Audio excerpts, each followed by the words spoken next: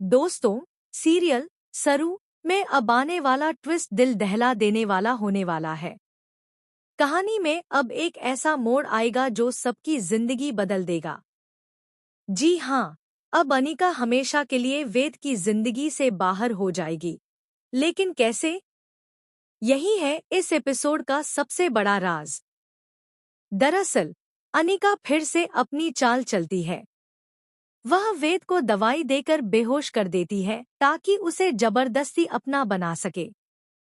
वो वेद से marriage certificate पर साइन करवा लेती है ताकि सबके सामने साबित कर सके कि अब वेद सिर्फ मेरा है। लेकिन कहानी यहीं खत्म नहीं होती, क्योंकि सरू भी इस साजिश का शिकार बनती है और उसे भी बेहोश कर दिया जाता है।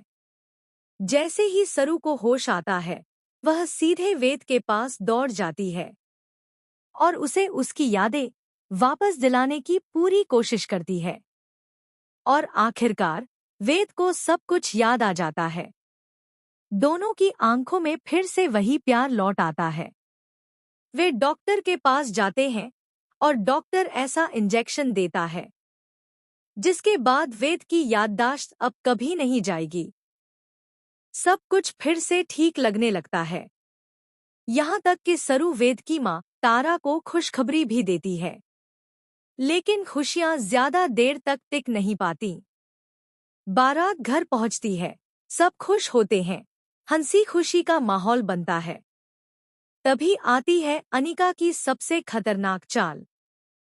वह सरू के कमरे में आग लगा देती है और जब सब कुछ जलने लगता है तो सरू अपनी जान की परवाह किए बिना दादू की जान बचाने के लिए आग में कूद जाती है।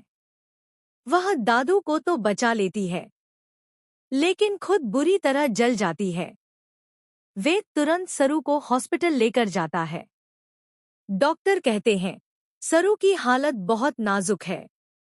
इलाज शुरू होता है और धीरे धीरे सरू को होश आता है। वेद अपना वादा निभाता है।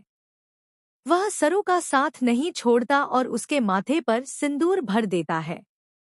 लेकिन तभी अनिका और कामिनी की साजिश फिर सामने आती है। वो साबित करने की कोशिश करती है कि सरू इस घर की बेटी नहीं है, नहीं बड़ी पोती। अब कहानी में आता है सबसे इमोशनल मोमेंट।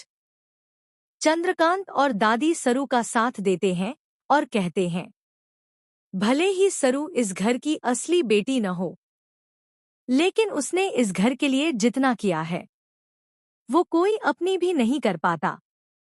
जब सरू पर झूठे इल्जाम लगते हैं तब एंट्री होती है सरूजा की, जो सालों पुराना सच सबके सामने लाने वा